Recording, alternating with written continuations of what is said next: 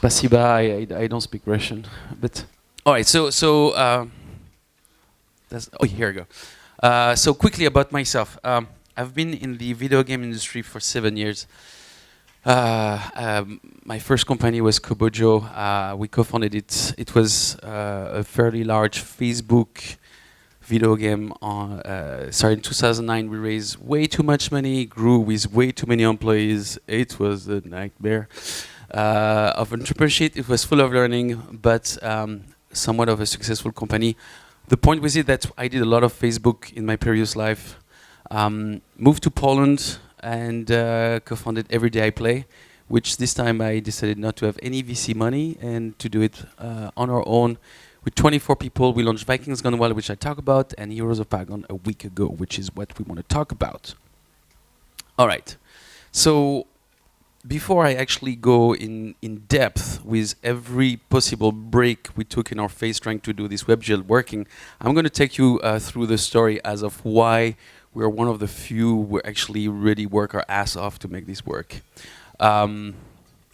And it started in October 2010. So we launched Vikings Gone Wild on Facebook in October 2013 after working on it for 8 months. It's basically, I'll put it straightforward to you, a Clash of Clans fast follow on Facebook at the time. There is no Clash of Clans on Facebook or very little. And it actually works out great for us at the time. Facebook gave us almost 1 million users in 1 week of cross promotion. And what we have at the time is basically a Unity web player and a Flash export through Unity that we use a hybrid solution. That if we discover that you have Unity web player, we use the Unity web player. If we see that you don't, then we use the Flash version. The Flash version was not great, but at least it was there.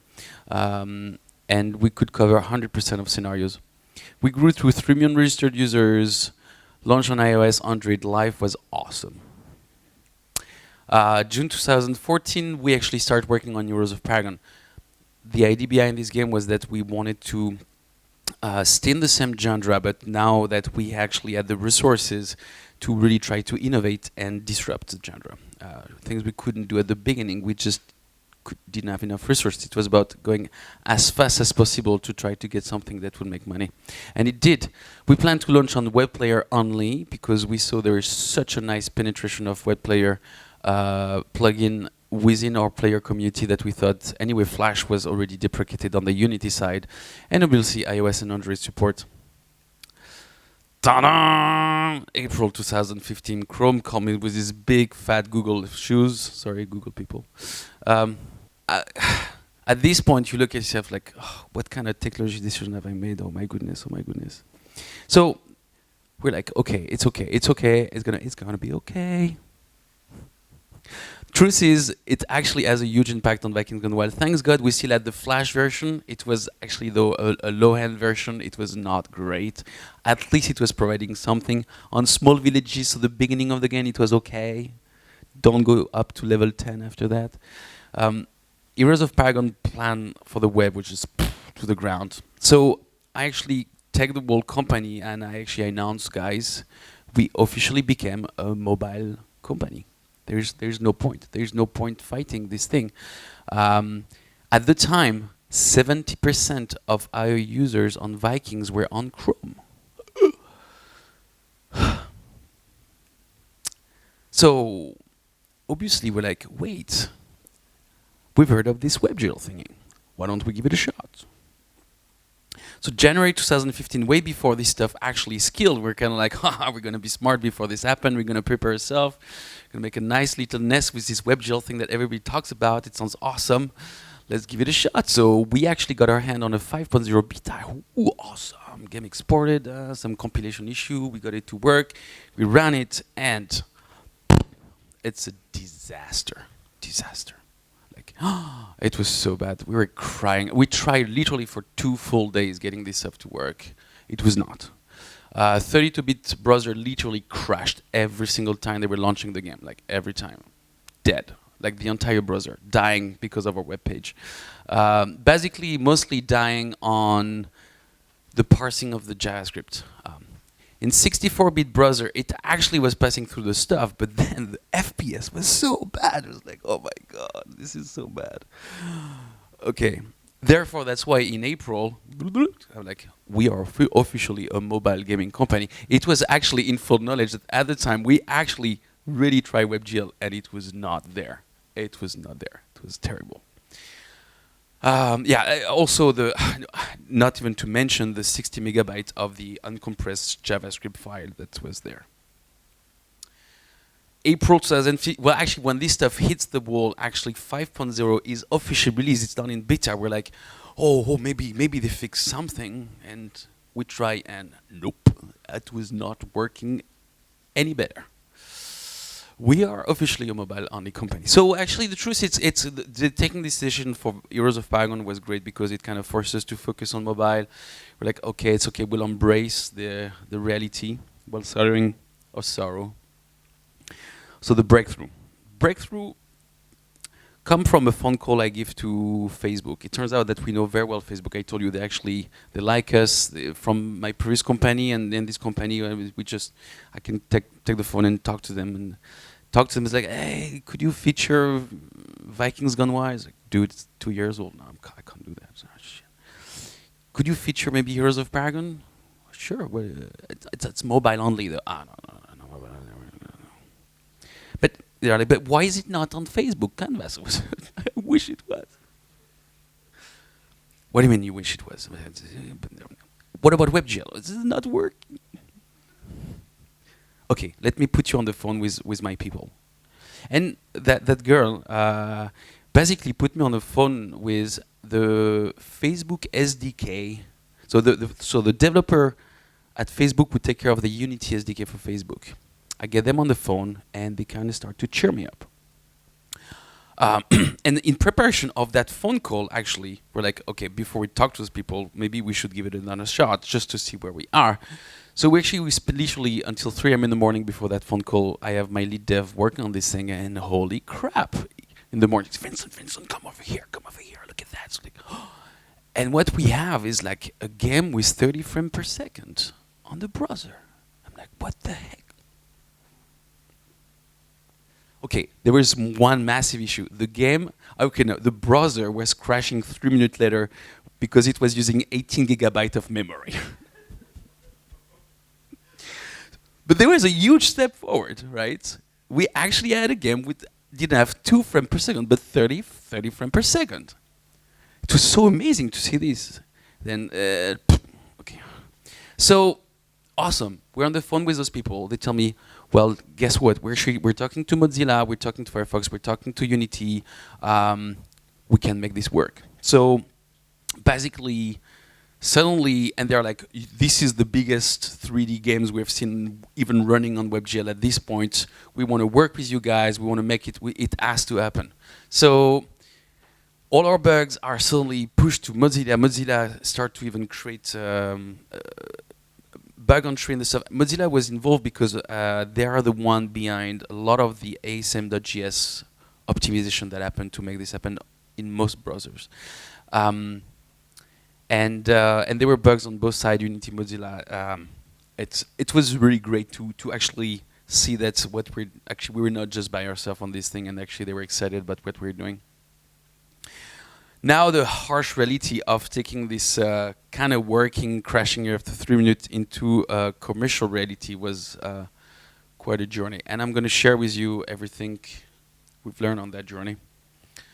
First, I would like to show you the game because I talk about it. And okay, the stuff that crashed before was Windows. This is Mac.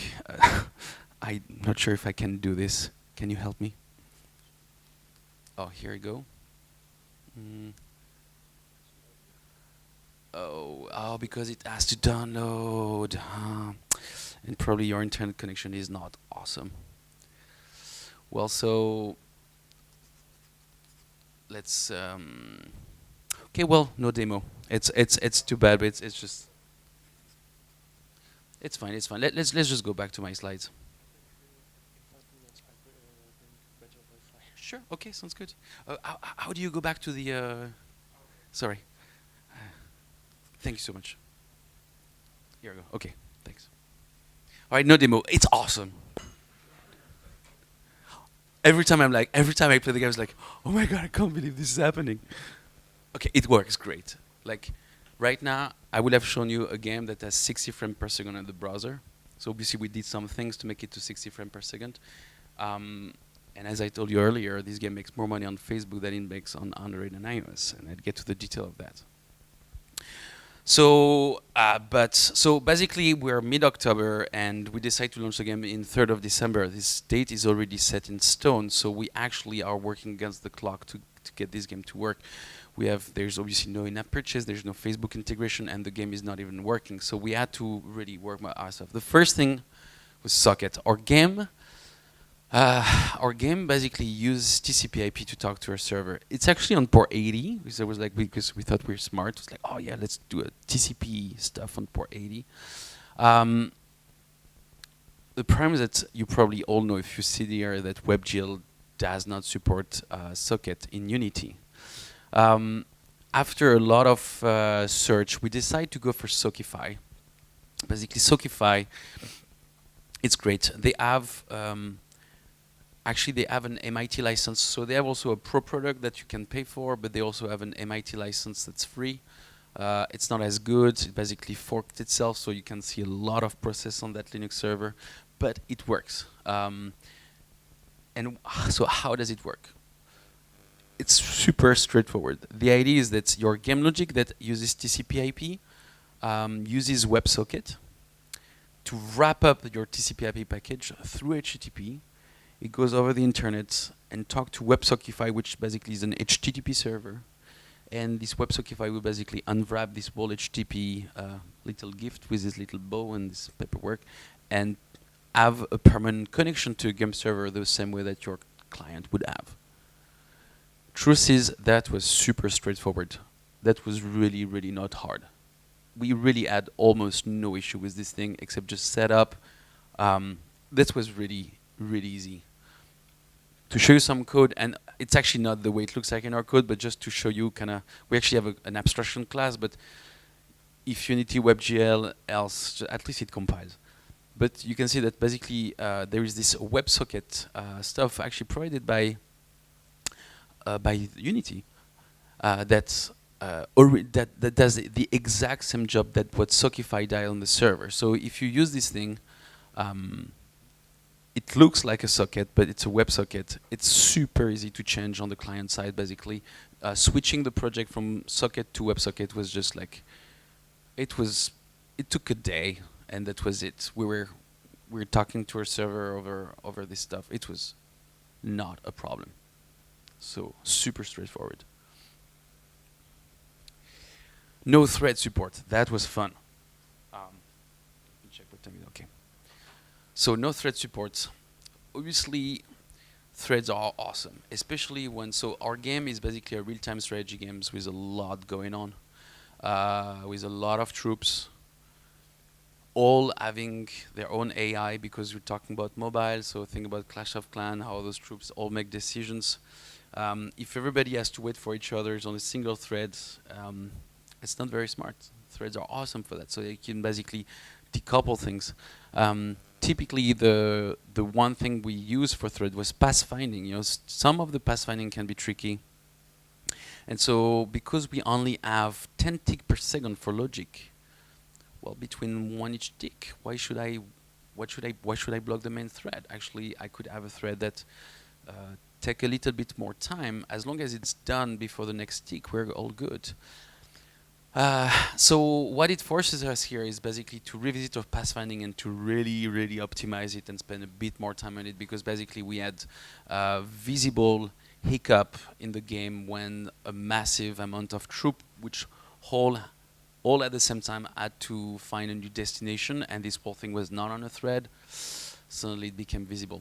So it depends how much CPU usage at Spike do you guys use, and if you were threading it.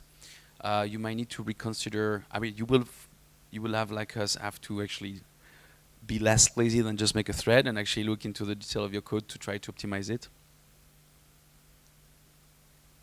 Network. So the typical thing of a network thread, I'm sure if you haven't ever written a server or a client, it's awesome, a thread. You know, create a thread, have your socket, and you have a blocking read that basically stays here until something comes in, then executes something, and then stays here, and it's stuck, and it's pretty. You can't do that, obviously.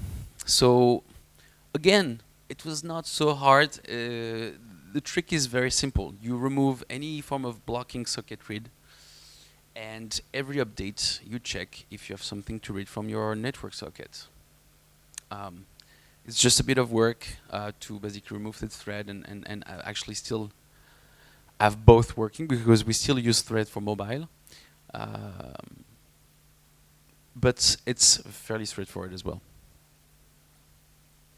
That was a nasty one.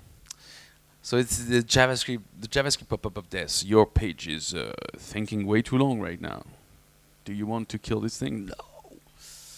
So this happened to us because we also were using threads to basically there's a couple places in the code that we're doing it in a simple loop, uncompression of bundles or a decompression of files. You know, basically we have databases about the stats of the units. This one is small, but we also have something called runes in the game. There's 750 of them. This stuff is massive and could take some time. The problem is that when they were all together, well, basically it doesn't allow for, you know, a tick back to Firefox or to the browser. Says, yep, here I am. Sorry, it's all good. I'm not dead. I'm still thinking. So the trick here was basically to spread each bundle and each file parsing on a different frame. So every frame, read a file, decompress it, breathe. Another file, decompress, breathe. Firefox is happy with that. All browsers are happy with this, and suddenly you have no pop-up like. The only one that's still happening for us is actually something that was introduced in. It's a bug that came on us on 5.2, which is related to font. Fonts is a massive headache for us. It looks like there is some serious issue with font texture rebuilding. I won't go into the detail of this thing, but it's kind of a nightmare font right now because basically it constantly rebuilds itself if you deal. Anyway. So we still have this when sometime after playing the game for a long time, well, Unity is actually rebuilding for a long time all these font textures. Rendering. Okay, so basically out of the box stuff was already very impressive, like super impressive. Like, though our game was also very consuming, I hope we'll be able to make a demo, but oh yeah, go for it. Yeah, go for it. But basically, on very large villages, performance were not okay. So we had to do something. The one thing we worked the most on, and that was the most effective for us, was custom batching. So custom batching is the following. When you render, you either have static rendering or, you know, batching, dynamic batching. Basically, Unity, every frame is trying to see if there is any meshes using the same texture that basically can render at the same time. There's two things. The static is great when everything is static, but there's not that many things that remain fully static. Typically, when you have to have a village explode completely, well, that static stuff doesn't work because it's. What's going on? Oh shit! Yeah, yep. I don't think they really.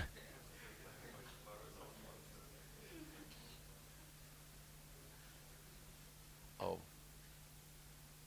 So.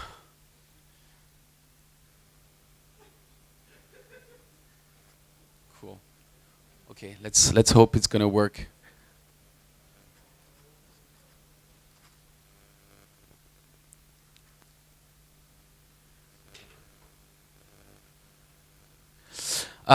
So basically, what I was saying is oh, it doesn't work. Oh, here you go. So the issue with dynamic batching is that it wasn't working great for us. I won't get into the detail why Unity couldn't batch as many stuff as we wish there was. And even when it was, the truth is dynamic batching is expensive. Especially when you have a lot going on. Every single frame, it has to recompute what's batched for this frame. It's actually quite consuming. So the truth is we know what we want to batch when and where. We have this information, we know it. So what we did is kind of have this smooth sweet spot where basically we have custom batching. The way it works is that basically we do our own batching. We basically take everything we believe should be together and create this massive mesh of stuff that do not move. So typically this doesn't work for troops, for units, but it works great for the environment, for all the buildings. Anything that basically doesn't move every frame is part of this thing. Though, because it's custom, it means it's not static. It means that if one of my building explodes, I can remove it from that mesh, update this custom mesh, and for the next frame, we don't have any dynamic batching CPU usage. It was a huge optimization.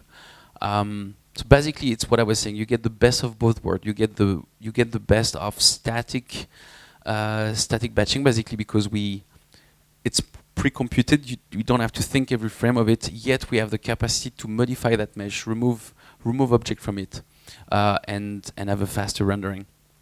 And this, for basically all of platform, but specifically for WebGL, was the biggest impact. Player preferences.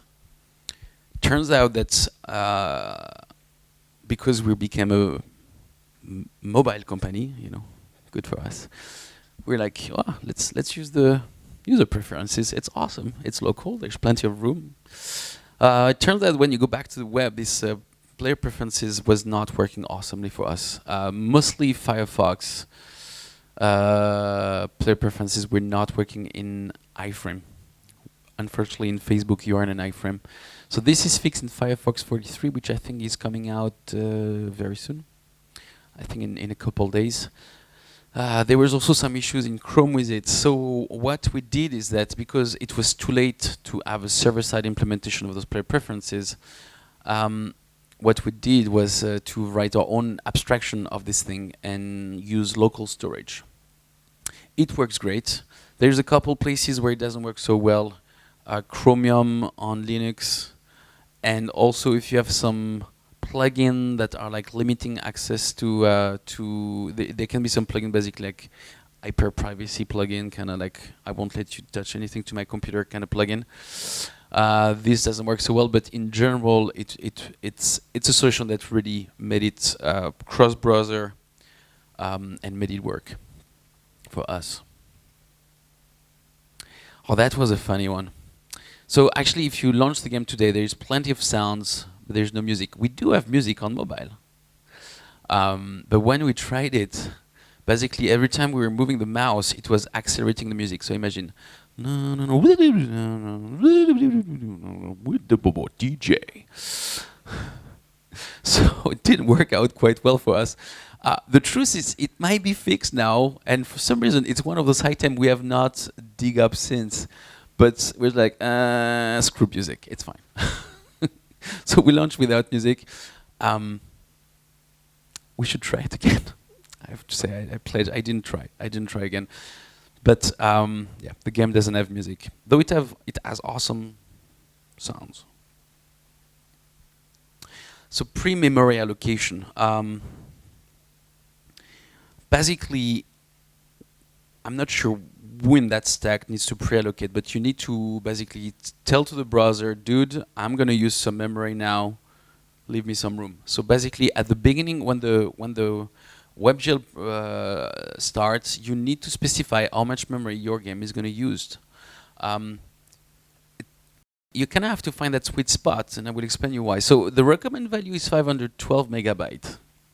Sounds reasonable. Unfortunately for us, it was just not quite enough.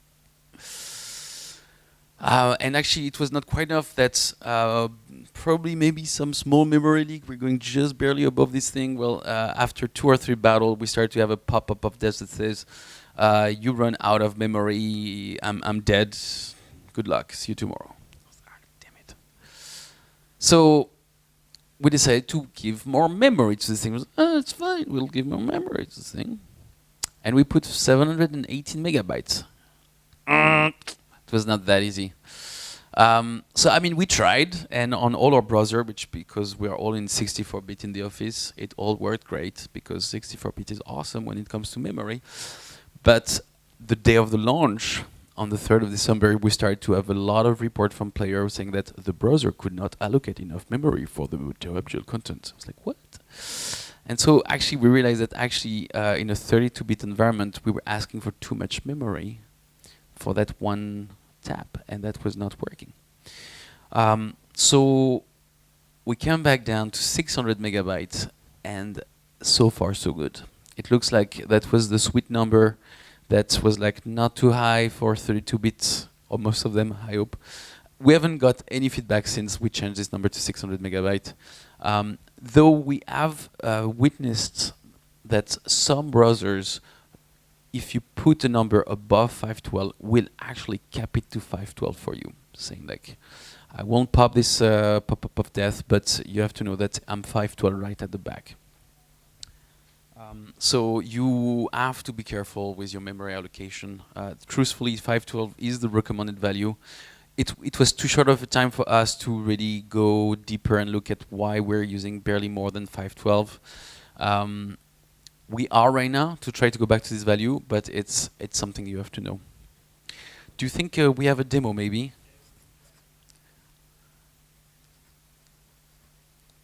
Holy shit, same place. Maybe my game has a problem.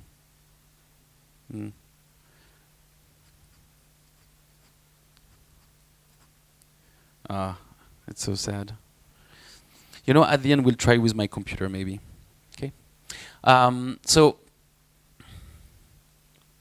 all right. The resource folder. Okay. So, you know, we are officially a a mobile gaming company. Great, we don't care about what we put in the resource folder because we have this fat 50 megabyte that we can download at the beginning. It's awesome, I love my life. 2 months later, we're on the web, oh crap. So basically we had to move everything out of that resource folder. What happened is that because it's in the resource folder, it's included in, actually you see the progress bar you're seeing right now, is actually it's not my game running. It's just Unity downloading is JavaScript file and the resource folder file. 2 files, basically. A big data and a big GS. So everything in there will have to be downloaded before anything can happen to your game. So it's not a good idea. So, but in order to do that, you need to remove everything from it and use bundles. Bundles are great. Now, when it comes to bundles, we also add a lot of errors. So, by the way, the 18 gigabyte memory leak came from this function, load from cache and download. For some reason, it was actually IndexedDB in the browser had a memory leak because it was using IndexedDB to do the caching, and it was this has been fixed in the patch that came last week in 5. Not in 0.3, it was in the one before, in the patch before, in 2.3.p2, something like this. I don't know. You know what I'm talking about. Still, so because we were in the early thing, we received that build before everybody and tried it, and it looks like this load from cache or download is still not quite a happy place. Basically, it uses a lot more memory in the initialization. We saw 1.8 gigabytes of usage on our 64-bit browser using this stuff, where we saw only 1 gigabyte using a normal www. Truth is, this normal www is doing a great job. It's using the browser caching. Once the game has been downloaded once, it loads, like there's absolutely no download happening. Also because we don't have like 500 megabyte of bundles to download. So it catered pretty well with the brother caching. So I would highly recommend to use just a normal WW and not the load from cache or download. It sounds great, but actually it's not required, and it's just take more. Oh yes, sure, yeah. Sure. Spasiba.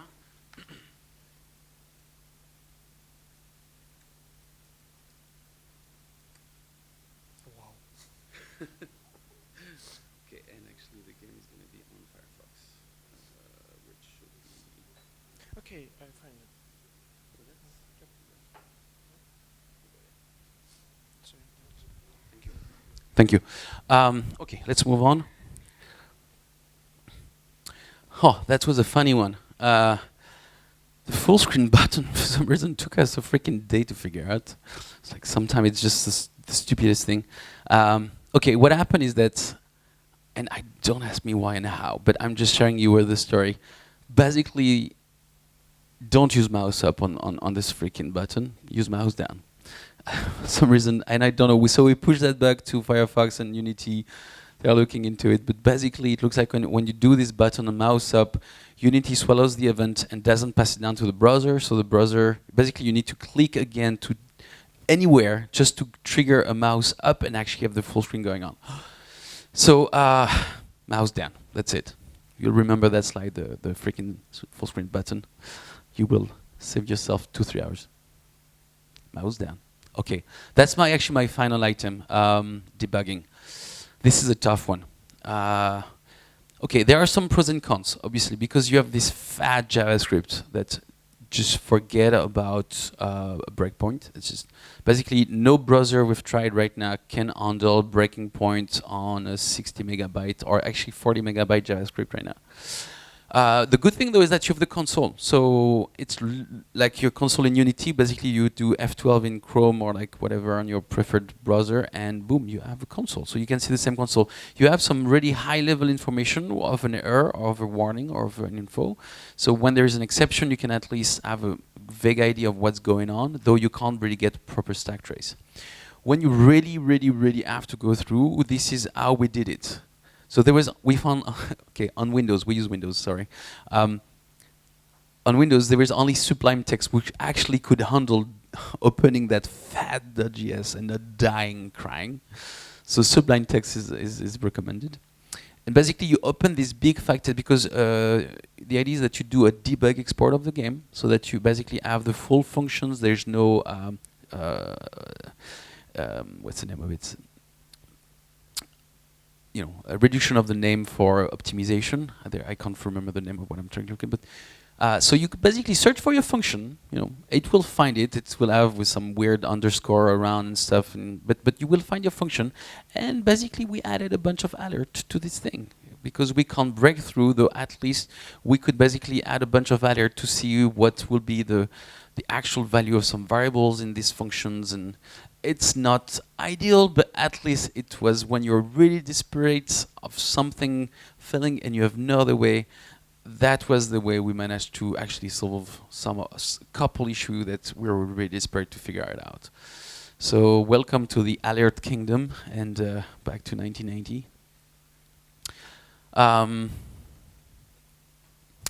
So to conclude, we released the game on the 3rd of December on Facebook, iOS, and Android on the same day.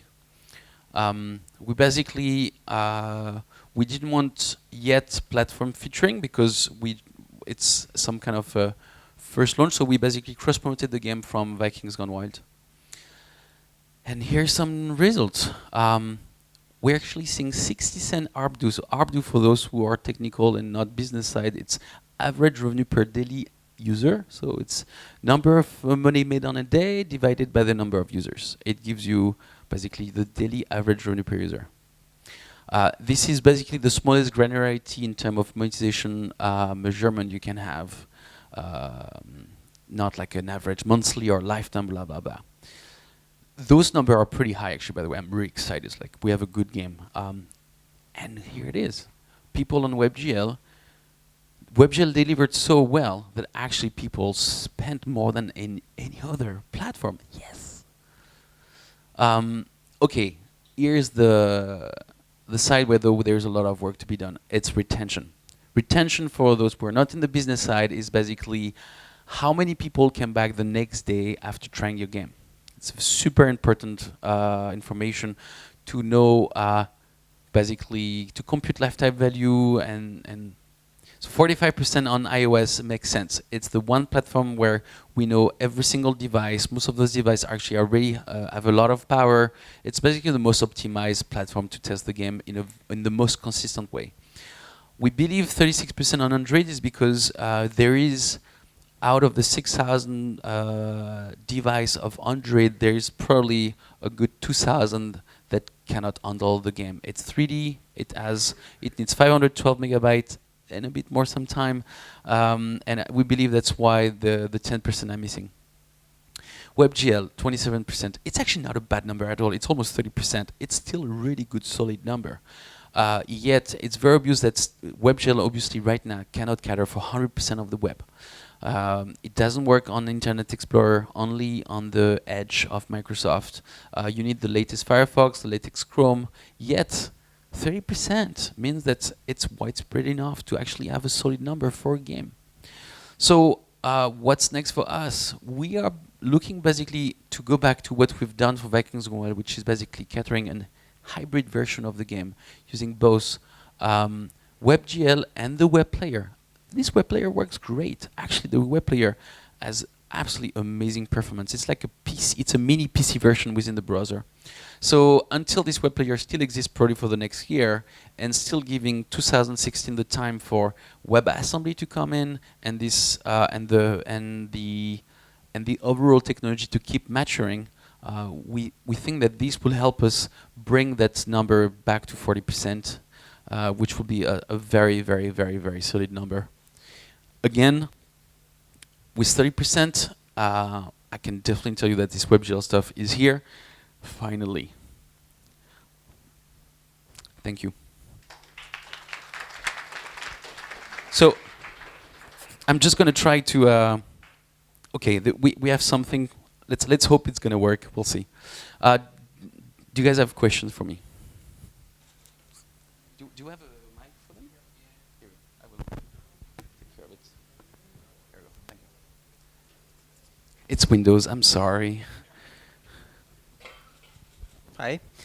Can you tell us a percent of how many users pass through step of loading iframe to loading a whole game? That's a fair question. Yeah. We do not have that number, Oh. and And we're adding it right now. So it's true that we're kind of side blinded on this thing. So you're talking about the first download and the ones in and the game launch. I do because not retention and ARPU is not. I agree. So my I agree. So my retention is for people who have at least downloaded the beginning of the game. Oh. It's not retention of people who download the entire game. It's just people who at least downloaded the JavaScript and the resource file. So we don't know how much we're losing before. What's that? So it's not very big, in fact. So 27% for users who download the whole game is. Oh no! This is the next day retention. So it's not. So basically, it's the people. So D1 retention is basically from all the people who played the game fully, basically on the day before. How many came back the next day? So it's not it's not the number of people who passed that early download. Yeah, that I don't know. I mean that it's valid from users of first day that downloaded fully the game. They from not users that click on Facebook game. No. So so the number of install that we use to compare to how many people came back the next day is based on the number of people who at least passed the first JavaScript download and then went through the game, whichever step, and came back the next day. Okay, I understand. And the second question about profiling. How you can profile your game in Unity, or it's not available built-in profiling? We have not done that. I don't know how to answer this. Maybe my lead developer could answer a question. If you want to give me your email, I could make an intro to him and ask him the question. I don't think we ever really because it's Unity. The beauty is that most of your profiling will apply, and most of your optimization and rendering will apply to most other platforms. So so most of the time, actually, we used PC profiler. Like NVIDIA tools and stuff like that to actually look at every frames. Actually, Unity now has some pretty good tool for profiling also. Android. So actually, we use a lot of Android profiling as well to see and discover sometime like some horror, like holy crap, this texture is not compressed. What the heck happened? And then realize that actually the artist kind of forgot to tweak some stuff and realize that we're using way too much memory. So all this actually, I don't think we ever did it for WebGL, but because we did it through other platform, we learn about the game and optimize it for WebGL as a sidetrack because it's Unity. Thank you. Thank you very much. Did you get to work? Aye. Okay, so if you want to check it out, just come to my computer afterwards. It's awesome. You should come check it. Thank you for document about report. But what about retention about months long period? About like long-term retention? Yeah. So after this D1, it's very consistent with every other platform.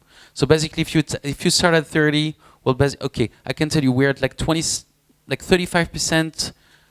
Okay, the 45% of iOS is at 35% at D7. Well, we're at 17% at D7 on WebGL. So basically, it's a very consistent drop. So it's just an industry standard. Basically, from the numbers, it's just another platform that works as well. Though it doesn't onboard as many people in day one, probably because of technical struggles, but enough to make it a platform worth our time, and definitely a commercial alternative to not having any web presence because of Chrome or other issues. So basically, the trend works exactly the same way, just it's a bit lower, and it has the same shape. Yes, but about you said that monetization on WebGL was high, as I remember. It was good. It was the best, actually. It was the best. Okay, but about iOS platform, the retention was good.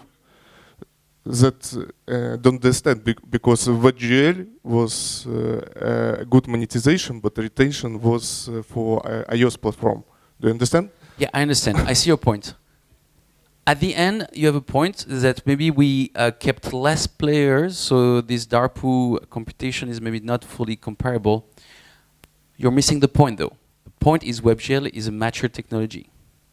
We're not going to pick backing. Oh no, he had more. The other one had more. It doesn't matter.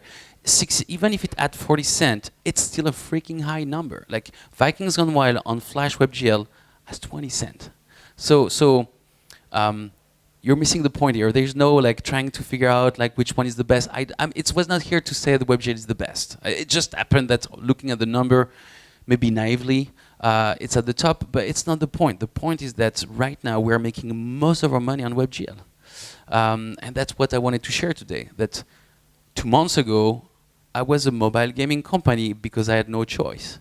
And turned out this WebGL export is strong. I was the one complaining on forums, stop this Flash hunting, this is ridiculous, WebGL is not ready, stop this bullshit, blah, blah, blah. I was the guy like really, really pissed at those people who were like, are trying to kill our business, our web business. Like, I'm a fucking CEO, I need to pay for 25 wages, and this kind of like stuff was really like hurting us. So my point here is that we have actually a future with WebGL. Finally, it's finally here. This is mature enough, that's all I'm trying to say. Don't look at the detail of my monetization. It's local to my game. There's no comparison. Like it's just maybe on yours it will be different, though it works. I invite you to look at my computer after. Thank you. Thank you. Go ahead. Thanks for a great talk on this topic. Did I understand you right that you did the majority of money of the WebGL version right now? Sorry, can you repeat? So you had iOS version, Android version, and WebGL version. That's right. And you said, I think, that you've made the majority of your money right now of the WebGL version. That's right. And do you have any idea why? It's because you have most of the traffic on Facebook, or Facebook gave you some push because you're doing WebGL? So there's traffic is about the same on both platforms in terms of installs. We all the users are coming from my existing game, Vikings Gone Wild. So it's quality traffic, which also explains the above the fold DARP right now. It's about the same traffic on all platforms. It's about right now we have about 3,000 daily active users, and it's about 1,000 users per platform each. Some has a 1,100, another will have 800. I don't have the full stat right now. I can share it with you after, but it's pretty much very comparable, all of them.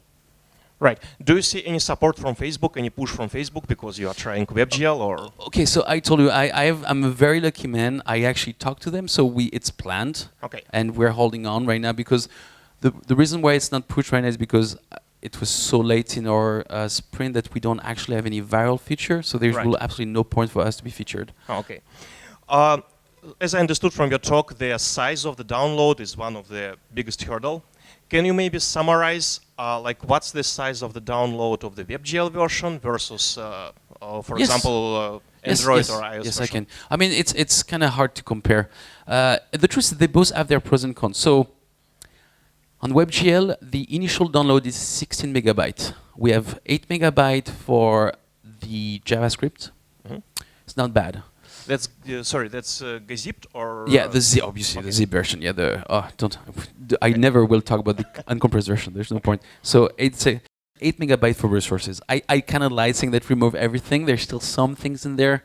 There's a couple images for the downloading stuff. So that's 16 megabytes.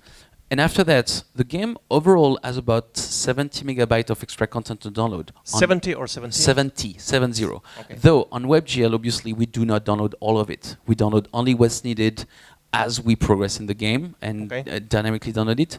Where on iOS and Android, we do what most mobile games do, which is you have this big fat download straight from the beginning so that you do not need to download as you go after.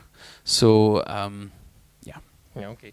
And probably the last technical thing, like some of the problems you mentioned might have been solved by using custom JavaScript, like throw in some custom JavaScript to trigger the full screen button or throw some music library, some stable one. Have you tried fixing some of the issues by directly manipulating JavaScript? Yeah. So I was mentioning that we had to have our own local storage bootstrap that was custom JavaScript. I mean, we just use it here and there when it was needed. I mean, this full screen stuff was kind of silly. But the truth is we didn't really have to. Like, we did when we needed, but we didn't really have to. Okay. And sorry, the last thing is probably a bit provocative for this kind of track, but like, so for 1 year you was not sure that you can continue on Facebook with Unity platform. Why did you make a brave decision to stay with that? Why haven't you considered, for example, I don't know, switch to something which can export for Adobe Flash or? Well, you know, it's kind of a company strategy stuff. We got to a point where the entire company was so obviously we consider it. I mean, you have to consider it, right? You have to sit down and think, what do we want to do? But we have built so many custom in-house building process. Like, we have catered so much for the technology that it would have been a rough move, and I'm glad we didn't move, to be honest. Okay. But yeah, obviously we looked at it and it just didn't make enough sense. We also knew that there was probably enough money to be made on mobile that even becoming a mobile gaming company was still okay. And basically for the last 6 months as a CEO, I've been trying to get in touch with Apple and Google and kind of develop the same relationship that I had with Facebook. And I'm getting there slowly after 6 months. It's a long process to meet the right people and build trust. But yeah. Okay, thank you. Thank you very much.